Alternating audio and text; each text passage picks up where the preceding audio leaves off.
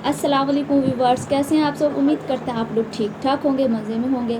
आज 20वां रोज़ा है अल्हम्दुलिल्लाह। रमज़ानुल मुबारक का महीना हम पे साया फगन है। आज से लैलतुल क़द्र शुरू है। अल्लाह ताला ने इसके बारे में कहा है कि तुम पर एक रात ऐसी भी आएगी जो 1000 रातों से अफजल होगी, यानी शब क़द्र। तो आइए शब क़द्र की अहमियत व फ़जीलत के बारे में जाना बहन सदफ़ अलमास साहिबा से। अस्सलामु अलैकुम वरहमतुल्लाहि वबरकातुहू। अल्हम्दुलिल्लाह वकफ़ा वसल्लामुन अला इबादिहिल्लज़ीना इस्तफ़ा अम्मा बाद। अऊज़ु बिल्लाहि मिनश शैतानिर रजीम। बिस्मिल्लाहिर रहमानिर रहीम। रब्बिश्रह ली सदरी वयस्सिर ली अमरी वहलुल उक़दतम मिन लिसानी यफ़क़हू क़ौली। शहरु रमज़ानल्लज़ी उन्ज़िला फ़ीहिल क़ुरआन। हदीस पाक में है कि रमज़ान पूरे साल का क़ल्ब है। अगर ये दुरुस्त रहा तो पूरा साल दुरुस्त रहा।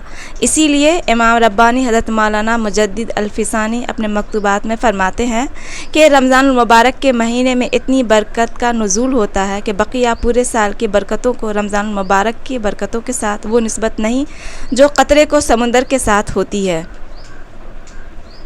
आइए हम शब क़द्र की अहमियत व फ़जीलत पर हदीस सुनते हैं और इस्तिफ़ादा हासिल करते हैं। अन आयशा रज़ियल्लाहु तआला अन्हा क़ालत क़ुल्तु या रसूलल्लाह सल्लल्लाहु अलैहि वसल्लम अरअयता इन अलिमतु अय्यु लैलतिन लैलतुल क़द्री मा अक़ूलु फ़ीहा क़ाल क़ुली अल्लाहुम्मा इन्नका अफ़ुव्वुन करीमुन तुहिब्बुल अफ़्व फ़अफ़ु अन्नी। हज़रत आयशा रज़ियल्लाहु तआला अन्हा से रिवायत है कि उनका बयान है कि मैंने नबी करीम सल्लल्लाहु अलैहि वसल्लम से पूछा, या रसूलुल्लाह, अगर मुझे मालूम हो जाए कि कौन सी रात शब क़द्र है तो मैं इस रात में क्या दुआ मांगूँ। आप सल्लल्लाहु अलैहि वसल्लम ने इरशाद फरमाया, ये दुआ मांगो, अल्लाहुम्मा इन्नका अफ़ुव्वुन करीमुन तुहिब्बुल अफ़्व फ़अफ़ु अन्नी। अल्लाह, तू बहुत बड़ा माफ़ फरमाने वाला है, बहुत बड़ा करम करने वाला है, तुझे माफ़ करना बहुत पसंद है, बस मेरी ख़ताएँ माफ़ फरमा दे।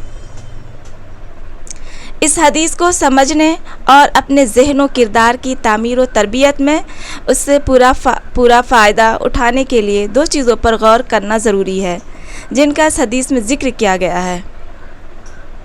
शब क़द्र की हकीकत और अहमियत व फ़जीलत क्या है? शब क़द्र मालूम होने का क्या मतलब है? शब क़द्र की हकीकत व अहमियत के बारे में क़ुरान से भी कुछ मालूमात मिलती हैं और हदीस से भी। क़ुरान में शब क़द्र की फ़जीलत व अज़मत का ज़िक्र दो जगह आया है। एक जगह तो पूरी सूरत का मौजू ये है, इन्ना अनज़लनाहु फ़ी लैलतिल क़द्र वमा अदराका मा लैलतुल क़द्र लैलतुल क़द्र खैरुम मिन अल्फ़ि शहर तनज़्ज़लुल मलाइकतु वर्रूहु फ़ीहा बिइज़्नि रब्बिहिम मिन कुल्लि अम्रिन सलाम हिया हत्ता मतलइल फ़ज्र। हमने इस क़ुरान को शब क़द्र में नाजिल किया है और तुम क्या जानो कि शब क़द्र क्या है। शब क़द्र 1000 महीनों से ज़्यादा बेहतर है। फ़रिश्ते और रूह उसमें अपने रब के इज़्न से हर हुक्म लेकर उतरते हैं।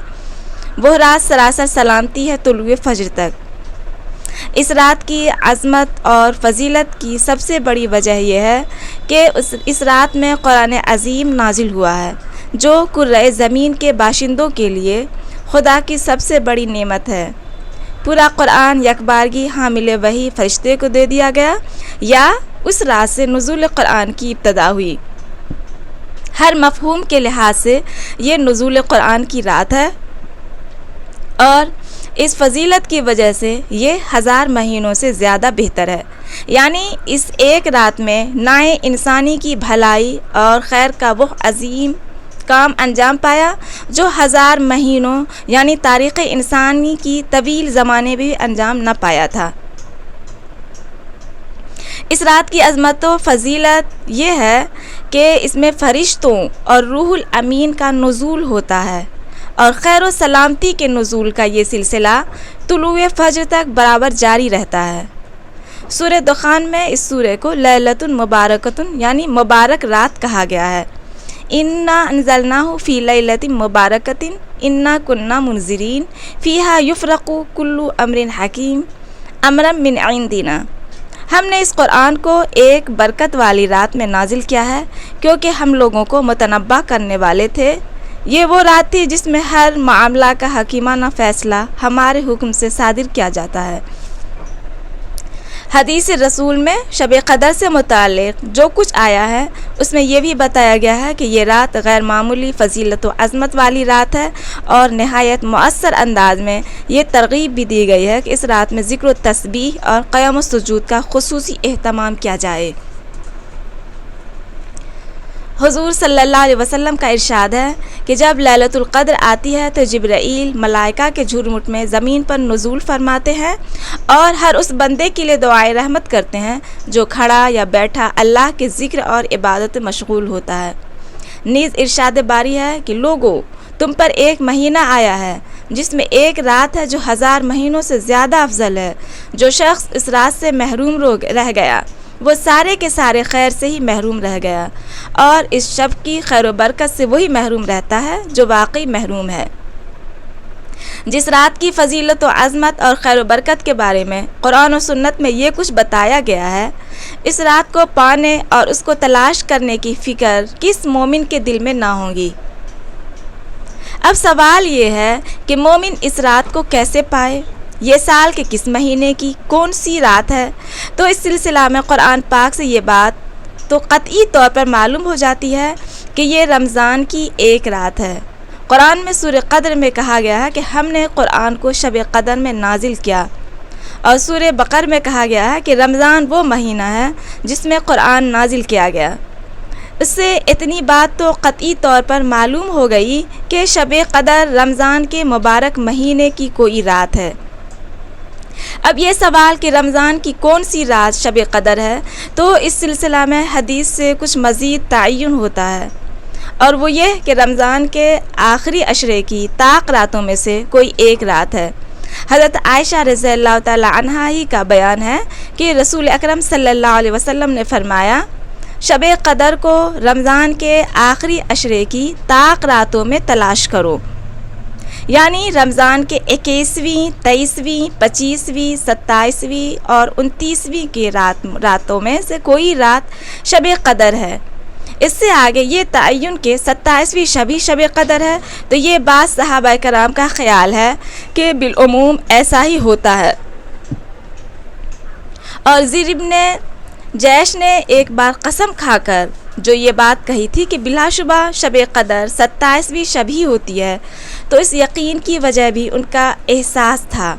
نبی کریم صلی اللہ علیہ وسلم نے انہیں بتایا تھا کہ شب قدر کی صبح کو جو سورج طلوع ہوتا ہے اس کی شعاعیں نہیں ہوتی، اور ایک بار 27ویں شب کی صبح کو انہوں نے یہ علامت محسوس کی تو انہوں نے یہ یقینی انداز اختیار کیا اور قسم تک کھا بیٹھے۔ شب قدر کو واضح طور پر متعین نہ کرنے اور مبہم رکھنے میں حکمت و مصلحت یہ ہے کہ اس شب کی غیر معمولی اہمیت و فضیلت کے پیش نظر لوگ اپنی ساری توجہات اسی رات پر مرکوز کر دیتے اور رمضان کی دوسری راتوں سے قدر بے نیاز سے ہو جاتے، حالانکہ رمضان کا پورا آخری عشرہ ہی انتہائی عظمت و فضیلت والا ہے۔ دین کی مصلحت یہی معلوم ہوتی ہے کہ بندے شب قدر کی جستجو میں رہیں اور اس پورے عشرے کی راتوں کو ذکر و فکر اور قیام و سجود سے آباد رکھیں۔ اس طرح نبی کریم صلی اللہ علیہ وسلم نے شب قدر کی جو خاص دعا تعلیم فرمائی ہے، شب قدر کی جستجو میں اس دعا کا بھی ہر طاق رات میں اہتمام رہے۔ ہر طاق رات میں دعا کے اہتمام سے یہ بات یقینی ہو جائے گی کہ بندے کو شب قدر بھی نصیب ہو، اور شب قدر میں نبی کریم صلی اللہ علیہ وسلم کی تعلیم کردہ دعا کے اہتمام کی سعادت بھی یقینی طور پر نصیب ہو۔ اس لیے شب قدر ان طاق راتوں میں سے کوئی ایک رات ضرور ہے۔ جزاک اللہ خیرا کثیرا۔